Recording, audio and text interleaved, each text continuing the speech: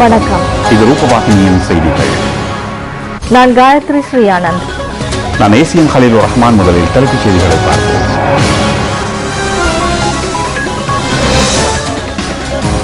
முல்லைத்தீவு புதுக்குடியிருப்பு பிரதேசத்தில் இடம்பெற்ற ஐக்கிய மக்கள் சுதந்திர கூட்டமைப்பின் தேர்தல் பிரசார கூட்டத்தில் பெருந்திரளான மக்கள் பங்கேற்பு. தற்காலிக அரசியல் லாபத்திற்காக நாட்டு மக்களின் வாழ்க்கையை பலிக்கடாவாக்குவதற்கு இவருக்கும் இடமளிக்கப் போவதில்லை என்று ஜனாதிபதி அங்கு தெரிவிப்பு. தமிழ் தேசிய கூட்டமைப்பின் பல செயற்பாட்டாளர்கள் அரசாங்கத்தில் இணைவு. தமிழ் மக்கள் பிரச்சினைகளுக்கு முகம் கொடுத்திருப்பதாக அரசியல் லாபம் தேட முயற்சிக்கும் சிலர் முன்வைக்கும் கருத்தில் எதுவித உண்மையும் இல்லை என்று சோசியலிச மக்கள் முன்னணி வேட்பாளர் KR கிருஷாந்த் தெரிவிப்பு. கொழும்புக்கும் கிளிநொச்சிக்கும் இடையிலான ரயில் சேவை 23 வருடங்களின் பிறகு புதிய கால அட்டவணைக்கு அமைய இன்று முதல் சேவையில். ஜப்பானின் ஒஹி அணுமின் ஆலையின் நடவடிக்கைகளை உடனடியாக நிறுத்த அந்நாட்டு அதிகாரிகள் தீர்மானம்.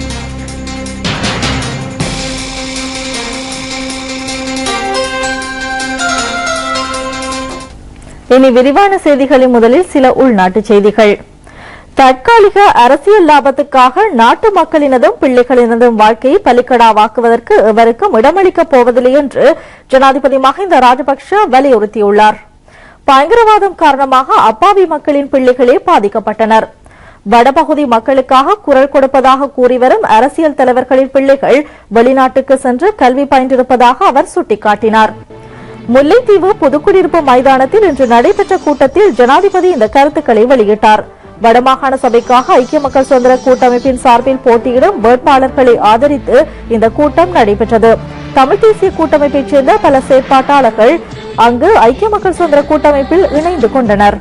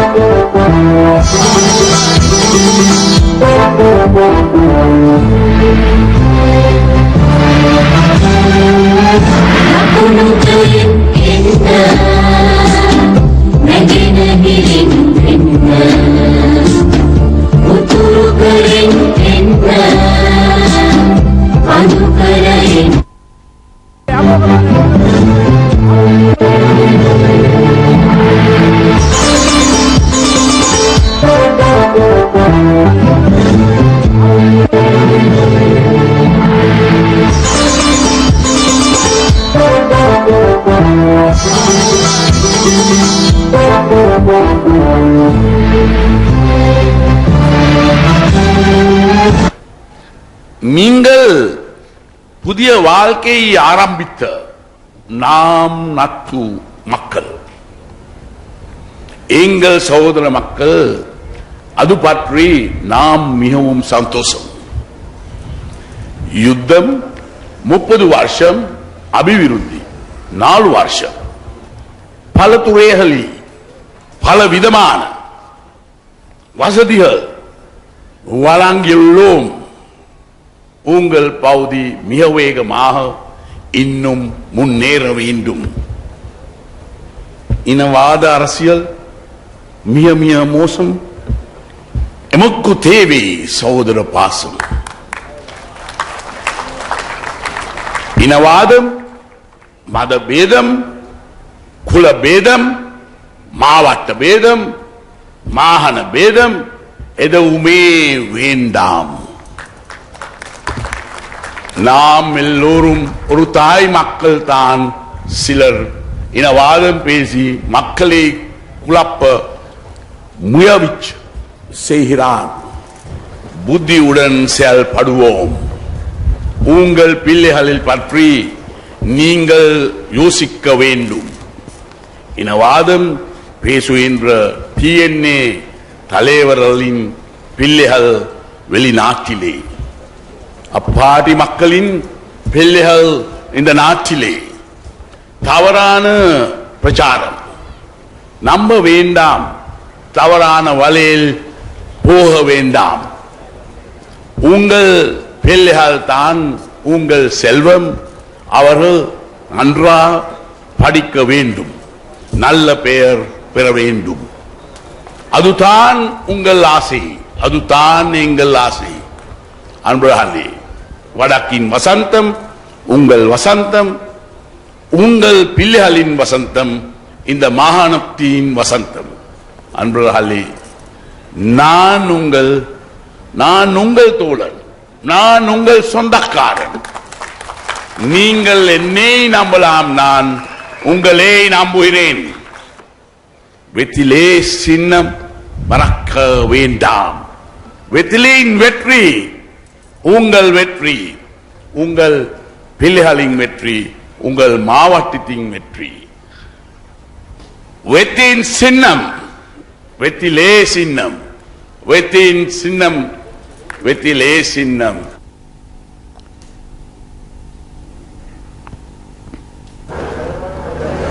யாழ் மாவட்டத்துக்கு சென்றால் அங்கே அரசாங்கத்துக்கு வாக்களிப்பதற்கு மக்கள் அணிதிரண்டு தயாராகிக் கொண்டிருக்கிறார்கள். மன்னார் மாவட்டத்துக்கு சென்றால் அங்கே தமிழ் முஸ்லிம் மக்கள் இணைந்து அரசாங்கத்துக்கு வெற்றிலை செலுத்துக்கு வாக்களிக்க தயாராகிக் கொண்டிருக்கிறார்கள். கிளிநொச்சி மாவட்டத்திலும் மக்கள் தயாராக இருக்கிறார்கள் வெற்றிலை செலுத்துக்கு வாக்களிப்பதற்கு. நாட்டை அபிவிருத்தி பாதையில் இட்டுச் செல்வதற்காக ஜனாதிபதி மஹிந்த ராஜபக்சவிற்கு தமது உயர்ந்தபட்ச ஆதரவை வழங்குவதாக எல்டிடி அமைப்பின் முன்னாள் உறுப்பினர்கள் தெரிவித்துள்ளனர். அவர்கள் தொடர்ந்தும் கருத்து வெளியிடுகையில்,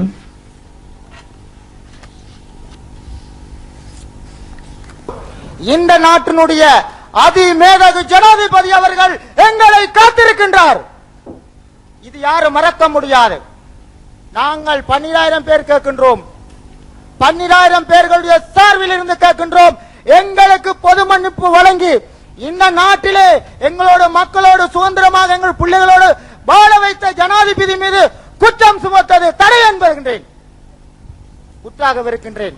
இன்று எங்கள் ஜனாதிபதி சொன்னார், நாங்கள் வன்னியிலே அபிவிருத்தி செய்வோம். ஏனப்பா அபிவிருத்தி செய்ய இல்லையா? இந்த சங்கப்பட்டி பாலம் ஏன் அபிவிருத்தி செய்ய இல்லையா?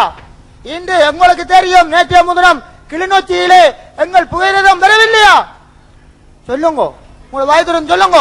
இன்னைக்கு நான் ஒன்றை சொல்றேன், வன்னி பகுதியிலே இருக்கின்ற ஒவ்வொரு பாதையிலும் ஒரு கெட்பனி தாயை நாங்கள் கொண்டு போக வேண்டுமாக இருந்தால் நாங்கள் ஒரு வாகனத்திலே கொண்டு போகின்ற போது அவர் பிரசவமாகிடுவார். கடந்த காலங்களிலே இன்று நாங்கள் அந்த டைம்களிலே அந்த நேரங்களிலே நாங்கள் கொண்டு போக செல்லக்கூடிய மாறு அதிமேதகு ஜனாதிபதி அவர்கள் எங்களுக்கு தந்திருக்கின்றார்.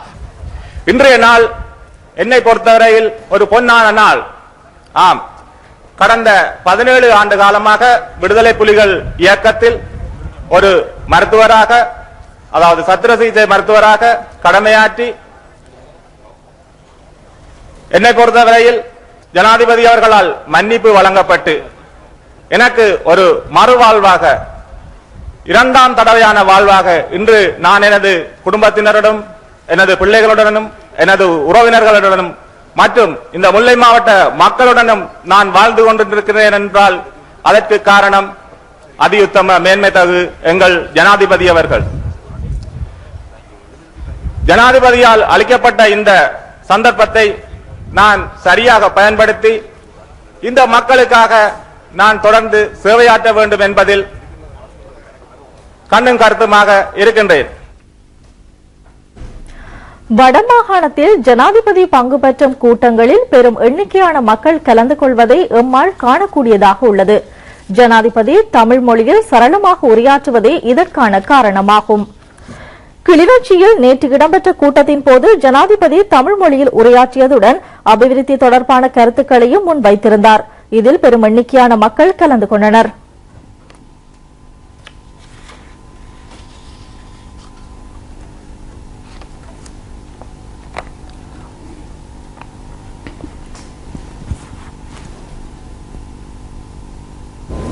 கிளிநொச்சி பகுதி உங்கள் எல்லோருக்கும் இன்று மிகவும் சந்தோஷமான நாள். மறக்க முடியாதுனா நாம் கிளிநொச்சி புதிய ரயில் நிலையம் என்று திரிந்து வைத்தோம். யாழ்தேவி ரயில் மூலம் நாம் கிளிநொச்சி வந்தோம். கோச்சியன் தம யாரு கிளிநொச்சி அன்புலாலே இனிமேல் ஒரு நாளும் அழிவு இல்லை, எப்போதும் அபிவிருத்தி தான் இருக்கும். நீங்கள் அதை பாதுகாக்க வேண்டும். ஜனநாயக வழியில் வாழ வேண்டும். இன ரீதியான, மத ரீதியான, குலபேத ரீதியான, மாகாண ரீதியான அரசியல் தேவையில்லை. குலபேத, ஜாதிபேத, ஆகம்பேத, பிரதேசபேத குறுகிய அரசியல் நோக்கம் வேண்டாம். முழு நாடும் ஒன்றுதான், எல்லா மக்களும் ஒன்றுதான், எல்லோருக்கும் எல்லா வசதிகளும் ஒரே மாதிரி இருக்க வேண்டும்.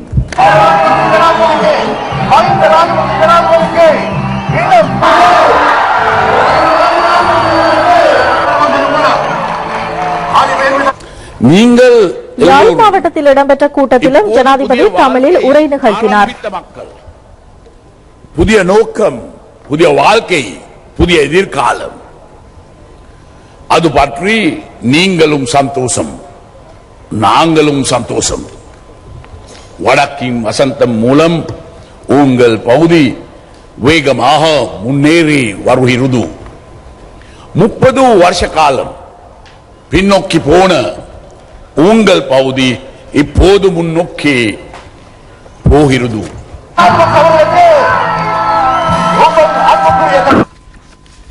அரசாங்கத்தின் அபிவிருத்தி பணிகளுக்கு சிறந்த எடுத்துக்காட்டாக 23 வருடங்களின் பின்னர் யாழ்தேவி ரயில் சேவை நேற்று முதல் கிளிநொச்சி வரை இடம்பெற்று வருகின்றது. ஓமந்தை புகையிரத நிலையத்திலிருந்து ஆரம்பித்து இந்த முதலாவது பயணத்தில் ஜனாதிபதியும் கலந்து கொண்டார். ஓமந்தை புகையிரத நிலையத்துக்கு நேற்று சென்ற ஜனாதிபதி கிளிநொச்சி செல்வதற்கான யாழ்தேவி ரயிலின் பயணிகளுக்கான முதலாவது பயணச்சீட்டை பெற்றுக் கொண்டார்.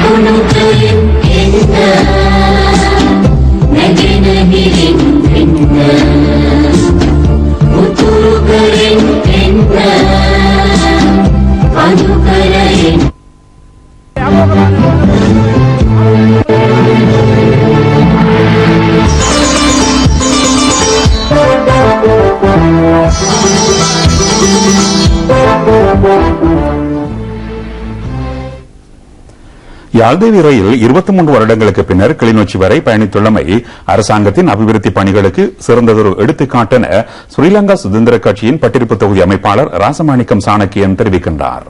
அவர் தொடர்ந்தும் கருத்து வெளியிடுகையில், இன்று எங்கள் அதிமேல்மையை தங்கிய ஜனாதிபதி மஹிந்த ராஜபக்ச அவர்கள் இந்த யாழ்தேவி புகையிரதை மறுபடியும் ஆரம்பித்து இது ஒரு யாழ்ப்பாணத்தையும் கொழும்பையும் இணைக்கிற ஒரு கட்டத்தை தான் ஆரம்பித்து வச்சிருக்கார். இன்றைய தமிழ் தேசிய கூட்டமைப்பின் உறுப்பினர் நான் கேட்க விரும்புவது ஏன் தமிழ் மக்களுக்கு ஒரு நல்ல ஒரு காரியம் வரும்போது ஏன் இதை தடுக்கிறது? ஏன் இப்படியான காரியங்களை தடுத்து தமிழ் மக்களுக்கும் வரம்பிற்கும் வரப்பிரசாதங்களை இல்லாமல் நான் கேட்க விரும்புகிறேன். கொழும்பிற்கும் கிளிநொச்சிக்கும் இடையிலான புகையிரத சேவை இன்று முதல் புதிய கால அட்டவணைக்கு அமைய இடம்பெறுகின்றது. நாளொன்றுக்கு 3 ரயில்கள் கோட்டையிலிருந்து கிளிநொச்சி வரை பயணிப்பதாக புகையிரத கட்டுப்பாட்டு நிலையம் தெரிவித்துள்ளது.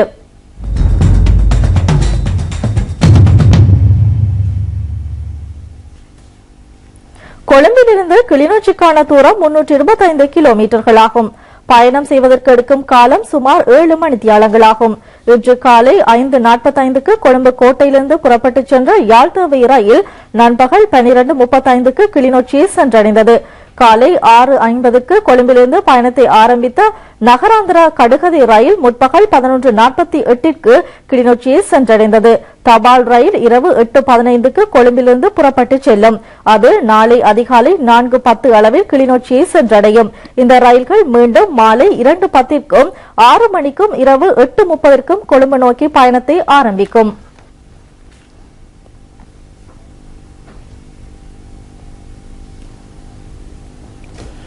கொழும்புக்கும் கிளிநொச்சிக்கும் இடையிலான புகையிரத சேவை 23 வருடங்களின் பின்னர் ஜனாதிபதி மஹிந்த ராஜபக்சவினால் நேற்று மீண்டும் ஆரம்பித்து வைக்கப்பட்டது. கிளிநொச்சி வரையிலான புனரமைப்பு பணிகள் நிறைவடைந்தமை தொடர்பாக மக்கள் தமது நன்றிகளை அரசாங்கத்துக்கு தெரிவித்தனர். புகையிரதம் வெளியிட இருக்கின்றது.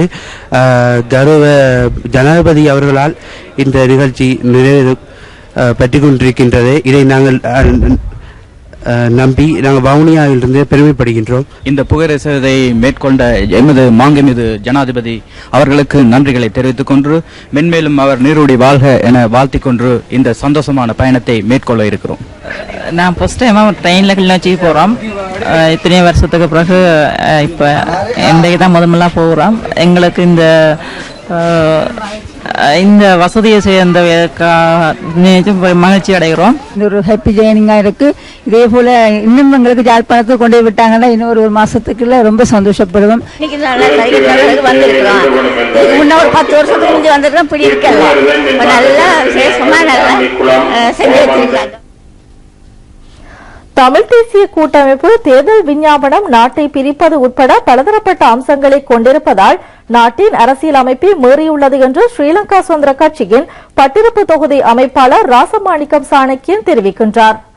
தமிழ் தேசிய கூட்டமைப்பின் பாராளுமன்ற உறுப்பினர் M.A. சுமந்திரன் தமது விஞ்ஞாபனம் எந்த வகையிலும் அரசியல் அமைப்பை மீறவில்லை என பத்திரிகை ஒன்றுக்கு அளித்த பேட்டிக்கு பதிலளிக்கும் வகையிலேயே ராசமாணிக்கம் சாணக்கியன் இந்த கருத்தை தெரிவித்துள்ளார்.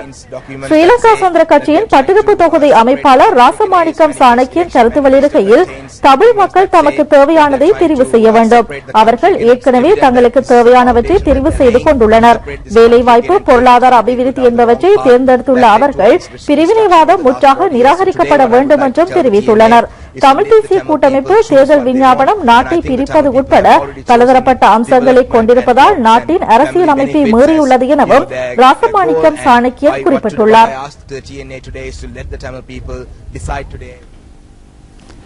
வடபகுதியில் ராணுவத்தினரின் இருப்பு தமக்கு பாதுகாப்பையும் அபிவிருத்தியின் பயன்களையும் வழங்குகின்றதென மக்கள் கூறுகின்றனர். தமது அன்றாட வாழ்க்கைக்கு ராணுவத்தினரால் எதுவித பாதிப்பும் இல்லை என அவர்கள் தெரிவிக்கின்றனர். யுத்தத்துக்கு பிறகு ராணுவம் எல்லாம் நல்ல மக்களோட ஐக்கியமா நல்ல அமைதியா பேசி ஆக்களை நல்ல இதுல வச்சிருக்கிறாங்க. அவர்களோட இண்டு வருங்காலம் ராணுவத்தை நாங்க இங்க இருந்து அனுப்புறதுக்கு விருப்பம் இல்ல. ராணுவம் இங்க இருக்க வேணும்.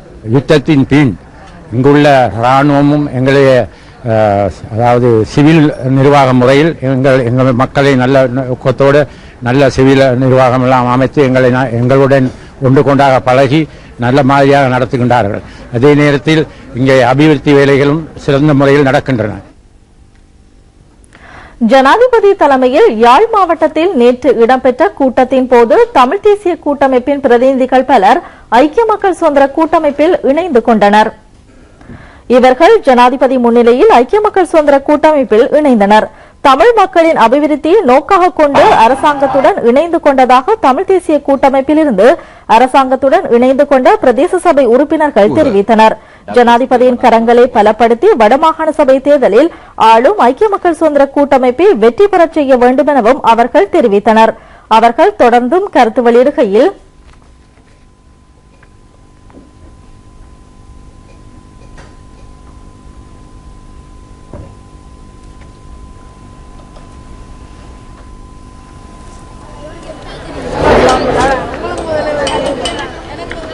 நான் ஐக்கிய மக்கள் சுதந்திர கூட்டமைப்புடன் இணைந்து மக்களுக்கான சேவைகளையும் அபிவிருத்தியையும் செய்வதற்காக நான் ஐக்கிய மக்கள் சுதந்திர கூட்டமைப்பு முன்னணியில் இணைந்து கொள்கிறேன். அமைப்பிற்கு ஜனாதிபதி அவர்களுக்கும் இந்த ஆதரவை வழங்குகிறோம் என்று நான் தெரிவித்துக் கொள்ள விரும்புகின்றேன். அரசாங்கத்தோடு இணைந்து சில சேவைகளை செய்ய முன் வந்திருக்கிறோம். எங்களோட சபை ஆரம்பிக்கப்பட்டு 2 வருடங்களுக்கு மேலாச்சு. ஆனால் தமிழ் தேசிய கூட்டப்பு தான் நாங்கள் ஆட்சி பண்ணி கொண்டிருக்கு. அவங்களுக்குள்ளே முரண்பாடு, சபை செயலாளர் சரியான முறையில் செயல்பட முடியவில்லை. நாங்கள் எங்களாலையும் வந்து சொல்லக்கூடிய கருத்துக்களை அவர்கள் ஏற்றுக்கொள்ள மாட்டார்கள். தன்னிச்சையாக பெரும்பான்மை இருக்கிறவர்கள் தன்னிச்சையாக தீர்மானங்களை போட்டு அவர்களாகவே அபிவிருத்தி செய்த மாதிரி நிலைப்பாட்டினை உண்டு பண்ணி கொண்டிருக்கிறார்கள் என்பது வங்கிய ஜனாதிபதி அவர்களால் தான் இவர்களுக்கு உண்டான அபிவிருத்திகளை செய்து கொடுக்க முடியும் என்று சொல்லி நம்பி அவர் சார்ந்த கட்சியில் இன்று முதல் அவருடன் கைகோர்த்துள்ளேன் என்பதை தெரிவித்துக் கொண்டு எமது மக்களாகிய நீங்கள் வெற்றிலை சின்னத்தில் போட்டியிடுகின்ற அனைத்து வேட்பாளர்களையும் வெற்றி பெற செய்ய வேண்டும் என்று கேட்டுக்கொண்டு நன்றி கூறி விடைபெறுகின்றேன். நன்றி. வர்த்தக விளம்பரத்தை அடுத்து மேலும் சில உள்நாட்டு செய்திகளை எதிர்பாருங்கள். உள்நாட்டு செய்திகள் தொடர்கின்றன. வடமாகாண மக்களின் மின்சார தேவையை நிவர்த்திக்கும் வகையில் சுன்னாகம் உபமின் நிலையம் திறந்து வைக்கப்பட்டுள்ளது. 22 வருடங்களுக்கு பின்னர் வடக்கிற்கான மின் விநியோகம் தேசிய மின்சார கட்டமைப்புடன் இணைக்கப்பட்டுள்ளது. இந்த வைபவம் ஜனாதிபதி மஹிந்த ராஜபக்ஷ தலைமையில் நேற்று நடைபெற்றது. 1992 ஆண்டிலிருந்து வடக்கின் பல பிரதேசங்களில் மின்சார தேவையை நிறைவேற்றுவதற்காக ஜெனரேட்டர் இயந்திரம் மூலம் மின்சாரம் வழங்க வேண்டிய நிலை ஏற்பட்டது. பயங்கரவாதம் ஒழிக்கப்பட்டதன் பின்னர் வடக்கின் வசந்தம் திட்டத்தின் கீழ் பல மின்சார செயற்திட்டங்கள் ஆரம்பிக்கப்பட்டன. மின்சார கம்பிகள் விஸ்தரிக்கப்பட்டதுடன் மின் உபநிலையங்களும் புதிதாக அமைக்கப்பட்டன. 63 கிகாவாட் கொள்ளளவுடைய மின்சாரத்தை சுன்னாகம் உபமின் நிலையத்திலிருந்து பகிர்ந்து அளிக்கலாம். இதனை அடுத்து வடக்கிற்கும் தெற்கிற்குமான மின் விநியோகம் ஒரே கட்டமைப்பின் கீழ் கொண்டுவரப்பட்டுள்ளது. கிளிநொச்சியிலிருந்து 67 கிலோமீட்டர் தூரத்திற்கு மின்சார கம்பிகள் மூலம் மின் இணைப்பு வழங்கப்பட்டுள்ளது. இதன் மூலம் 1,20,000 வீடுகள் பயனடைகின்றன. இதற்கென அரசாங்கம் 180 கோடி ரூபாவை செலவிட்டுள்ளது. சிறிய, நடுத்தர மற்றும் பெரிய அளவிலான கைத்தொழில்களுக்காகவும் மின்சாரத்தை விநியோகிக்க முடிந்துள்ளது. இது வடபகுதி மக்களின் வாழ்க்கையில் நல்லதொரு மாற்றத்தை ஏற்படுத்தியமைக்கான எடுத்துக்காட்டாகும் என்று மின்சக்தி மற்றும் எரிசக்தி அமைச்சு தெரிவித்துள்ளது. இந்த நிகழ்வில் அமைச்சர்களான திருமதி பவித்ரா வன்னியாராட்சி, டக்ளஸ் தேவானந்தா, வடமாகாண ஆளுநர் மேஜர் ஜெனரல் ஜி. சந்திரசிறி, கிழக்கு மாகாண முதலமைச்சர் நஜீப் அப்துல் மஜீத் ஆகியோரும் கலந்து கொண்டனர். சுன்னாகம் கிரிட் உபமின் நிலையத்தின் நிர்மாண பணிகள் அனைத்தும் நிறைவடைந்ததை அடுத்து இந்த உபமின் நிலையம் 14ஆம் தேதி சனிக்கிழமை ஜனாதிபதி மஹிந்த ராஜபக்ஷவினால் திறந்து வைக்கப்பட்டது. இந்த உபமின் நிலையம் இயங்க தொடங்கியதை அடுத்து 24 மணி நேரமும் தங்கு தடையின்றி யாழ் மாவட்டத்துக்கு மின்சாரத்தை வழங்க முடியும் என இலங்கை மின்சார சபை தெரிவித்துள்ளது.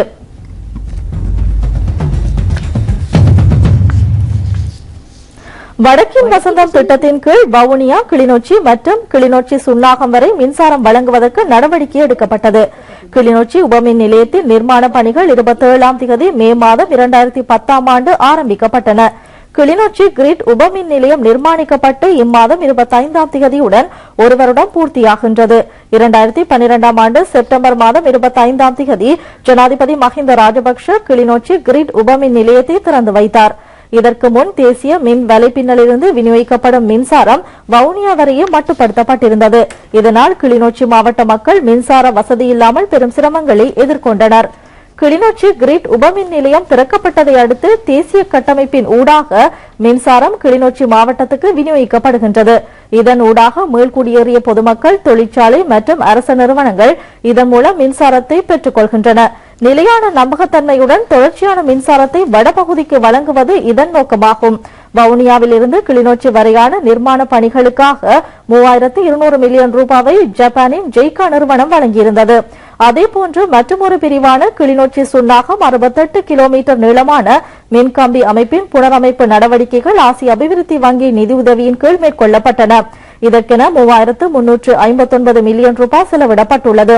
இதனை 14ஆம் தேதி சனிக்கிழமை ஜனாதிபதி திறந்து வைத்துள்ளார். இதன் மூலம் வடமாகாணம் முழுவதற்கும் எத்தகைய தடையுமின்றி 24 மணி நேரமும் மின்சார வசதி கிடைக்கும். யாழ் மாவட்டத்தின் மின்சார தேவையை பூர்த்தி செய்வதே சுன்னாகம் உப மின்சார நிலையத்தின் பிரதான நோக்கமாகும். தேசிய மின் கட்டமைப்பிலிருந்து கிடைக்கும் மின்சாரம் தேவை ஏற்படின் உத்துரு ஜனனிய மற்றும் நொதன் வீதுளிய ஆகிய இரு சிறிய ரக மின் உற்பத்தி நிலையங்களிலிருந்து கிடைக்கும் மின்சாரம் ஆகியவற்றை ஒன்றிணைத்து விநியோகிப்பது சுன்னாகம் உபமின் நிலையத்தின் பணியாகும். இதன் கட்டுமான பணிகள் அனைத்தும் நிறைவடைந்து உள்ளன. கடந்த 30 வருட காலமாக நாட்டின் நிலவிய அசாதாரண சூழ்நிலையை இல்லாதொழித்து பாலைவனமாய் இருந்த வட மாகாணத்தில் பட்டி தொட்டி எங்கனும் மின்சார ஒளிபாய்ச்சி சோழிவனமாக்கிய அதிமேதகி ஜனாதிபதி மஹிந்த ராஜபக்ஷ அவர்களின் வழிகாட்டலின் கீழ் நாட்டின் பல்வேறு அபிவிருத்தி திட்டங்கள் முன்னெடுக்கப்படுகின்றமை சிறப்பிற்குரிய விடயமாகும். அந்த வகையில் மின்சாரத்துறையில் தன்னிறைவு கண்ட வடமாகாணம் மற்றும் பல துறைகளில் தன்னிறைவு காணும் தூரம் வெகு தொலைவில் இல்லை என்பதில் ஐயமில்லை. நான் யுவவாகினியின் செய்திகளுக்காக காயத்ரி ஜோகேந்திர சுன்னாகம் உப மின்சார நிலையத்தில் இருந்து. யாழ் மாவட்டத்தில் மின்சாரத்து ஜனாதிபதி மஹிந்த ராஜபக்ஷ தலைமையிலான தற்போதைய அரசாங்கத்தின் கீழ் மலையகம் உட்பட நாட்டின் அனைத்து பகுதி மக்களும் எதுவித பிரச்சினையுமின்றி நிம்மதியாக வாழ்கின்றனர். இதேவேளை சில அற்ப அரசியல் லாபம் தேடும் அரசியல்வாதிகள் சிலர் தமிழர்களுக்கு பிரச்சினை பிரச்சினை பிரச்சினை என்று கூறி வருகின்றனர். இதில் எந்தவித உண்மையும் இல்லை என மத்திய மாகாண சபைக்காக நுவரெலியா மாவட்டத்தில் போட்டியிடும் சோசியலிச மக்கள் முன்னணியின் வேட்பாளர் டாக்டர் தேசமானிய KR கிருஷான் தமது நிலையத்துக்கு தெரிவித்துள்ளார். நமது மக்களுக்கு பிரச்சனை பிரச்சனை என்று கூறுவதை விட எமது பிரச்சனைகளுக்கு மேன்மைக்குரிய மஹிந்த ராஜபக்ஷ ஜனாதிபதி அவர்கள் எல்லா முறையிலும் பல வசதிகளையும் வழங்கியுள்ளார். பிறந்தது முதல் சாகும் வரை யுத்தத்தில் சாக வேண்டுமா என்பதை நாம சிந்தித்து பார்க்க வேண்டும். இன்று வடக்கு மாகாணத்தை எடுத்துக்கொண்டால் 30 வருடத்துக்கு பிற்பாடு இப்பொழுதுதான் மக்கள் நிம்மதியாக யாழ்ப்பாணத்திலிருந்து கொழும்பு வருகிறார்கள், கொழும்பிலிருந்து யாழ்ப்பாணம் போகின்றார்கள். ட்ரெயினை கூட இப்பொழுதுதான் 80-85 ஆண்டில் ரயில்வே போக்குவரத்து எல்லாம் முற்றாக சேதமடைக்கப்பட்டது. இப்பொழுது ரயில்வே போக்குவரத்து மேன்மைக்குரிய ஜனாதிபதி அவர்களால் 14ஆம் தேதி திறந்து வைக்கப்பட்டுள்ளது. இதன் மூலம் எமது ஜனாதிபதி அவர்கள் எமது மக்களுக்கு, அதாவது தமிழ் சிங்களம் பேதமின்றி அனைவரும் ஒரு நாட்டு மக்கள், ஒரே தாய் மக்கள், நாம் அனைவரும் இலங்கையர்கள் என்ற ரீதியில் அவர் பல வேலை திட்டங்களை முன்வைத்துள்ளார். நமக்கு அனைத்தும் கிடைத்தது. தமிழில் பேச முடியுமாண்டால், தமிழில் பேச டிக்கெட் எழுதமாண்டால், தமிழில் வேலை செய்யலுமாண்டால், தமிழ் அரச கொள்கை அமைச்சு இருக்கின்றது. இந்த பாசை அவர்கள் கற்றுக்கொண்ட பிற்பாடு எல்லா பிரச்சனையும் முடிஞ்சுவிடும். நாங்கள் நினைக்கும் அளவுக்கு என்ன பிரச்சனையும் இந்த அரசாங்கத்தில் இல்லை. மக்கள் பிரச்சனை என்று கூறவில்லை. மக்கள் நாங்கள் சந்தோஷமாக இருக்கின்றோம். இலங்கையில் எந்த பகுதியை சென்று கேட்டாலும் நாங்கள் பிரச்சனை இல்லை, நாங்கள் மஹிந்த ராஜபக்ஷ ஜனாதிபதி அவர்கள் வந்த பிற்பாடு நாங்கள் நன்றாக மகிழ்ச்சியாக இருக்கின்றோம் என்று கூறுவார்கள். ஒரு சில அரசியல்வாதிகள் மட்டுமே பிரச்சனை, மக்களுக்கு பிரச்சனை, சர்வதேசத்தை கொண்டு வர வேண்டும், சர்வதேசத்துக்கு செல்ல வேண்டும் என்றெல்லாம் கூறுகிறேன் என்பதைதான் நான் கூறவில்லை. எதிர்காலத்தில் இந்த 2013ஆம் ஆண்டு பிற்பாடாவது எமது தமிழ் பேராசிரியர்கள், டாக்டர்கள், என்ஜினியர்கள் என்று பட்டம் பெற்று வர வேண்டும். அதற்கு இந்த யுத்தம், ஜனாதிபதி அவர்கள் முடிவு கொண்டு வந்த யுத்தம் மிகவும் ஒரு வழிகாட்டியாக இருக்கும். நாம் நமது வாழ்க்கை தரத்தை உயர்த்திக் கொள்ளலாம், அபிவிருத்தி அடையலாம், வியாபாரத்தை கூட்டிக் கொள்ளலாம், கல்வி தகமையில் கூட்டிக் கொள்ளலாம், அனைத்தையும் செய்து கொள்ளலாம். அதாவது ஈமன் பேசிக் நீட் அது இலங்கையில் உள்ளது என்றுதான் நான் கூற வேண்டும். இதேவேளை தோட்ட நிர்வாக சேவையாளர்களுக்கு இலவசமாக வீடமைப்புக்கான காணியை பெற்றுக் கொடுப்பது தொடர்பாகவும், தோட்ட தொழிலாளர்களுக்கு மாதாந்த அடிப்படை சம்பளத்தை கட்டாயமாக்குதல் தொடர்பாகவும் தான் ஜனாதிபதியின் கவனத்துக்கு கொண்டு வந்திருப்பதாக டாக்டர் KR கிருஷான் தெரிவித்தார். மாகாண சபை தேர்தலுக்குரிய வெளிநாட்டு கண்காணிப்பாளர்கள் நாளை வடமாகாணத்திற்கு செல்ல உள்ளனர். அவர்கள் இன்று பிரதான அரசியல் கட்சிகளின் தலைவர்களை கொழும்பில் சந்தித்து பேசினார்கள். சாக் மற்றும் பொதுநலவாய் அமைப்பைச் சேர்ந்த 2 தேர்தல் கண்காணிப்பு குழுக்கள் இலங்கை வந்துள்ளன. மாகாண சபை தேர்தல் எதிர்வரும் 21ஆம் தேதி நடைபெற உள்ளது. இதில் போட்டியிடும் அரசியல் கட்சிகளின் வேண்டுகோளுக்கு அமைய இவ்விரு குழுக்களும் தேர்தல் கண்காணிப்பு நடவடிக்கையில் ஈடுபடுவதற்கு அனுமதி அளிக்கப்பட்டதாக தேர்தல்கள் ஆணையாளர் மஹிந்த தேசப்பிரிய தெரிவித்துள்ளார். தெற்காசிய தேர்தல் முகாமைத்துவ நிலையத்தை பிரதிநிதித்துவப்படுத்தி ஆப்கானிஸ்தான், பங்களாதேஷ், பூட்டான், இந்தியா, மாலத்தீவு, நேபாளம், பாகிஸ்தான் ஆகிய நாடுகளைச் சேர்ந்த கண்காணிப்பாளர்கள் வருகை தந்துள்ளனர். 20 பேரை கொண்ட இந்த கண்காணிப்பு குழுவிற்கு இந்திய தேர்தல் ஆணையகத்தின் முன்னாள் பிரதான தேர்தல் ஆணையாளர் N. கோபாலசுவாமி தலைமை தாங்குகிறார். பொதுநலவாய் அமைப்பின் செயலாளரால் கென்ய குடியரசின் முன்னாள் உப ஜனாதிபதி ஸ்டீபன் கிளான்சு தலைமையிலான 4 பேர் கொண்ட கண்காணிப்பு குழு ஒன்றும் இலங்கை வந்துள்ளது. இவர்கள் நேற்று தேர்தல் ஆணையாளரை சந்தித்தனர். உள்நாட்டு செய்திகள் முடிவடைந்தன. இனி வெளிநாட்டு செய்திகளை எதிர்பாருங்கள். இத்துடன் ரூபவாகினியின் பிரதான செய்திகள் நிறைவடைகின்றன. வணக்கம்.